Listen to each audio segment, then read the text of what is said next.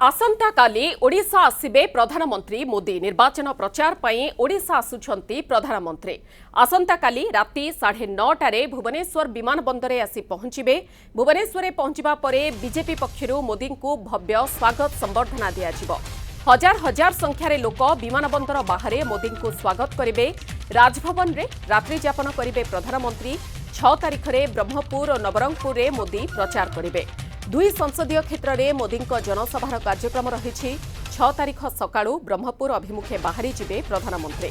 प्रथमे ब्रह्मपुर रे विशाल समावेश रे जोगदेबे मोदी। तापरे नवरंगपुर रे मध्य बड़ जनसभा राज्यवासी को संबोधित करेंगे प्रधानमंत्री।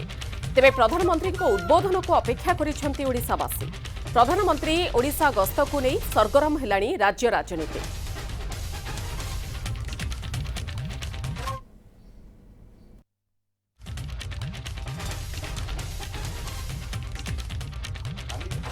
गुरुत्वपूर्ण दिन होची काली पुणी राति प्राय 9:30 पाखापाखि आमर प्रिय प्रधानमंत्री नरेंद्र मोदी काली भुवनेश्वर रात्रि रहणी करेंगे।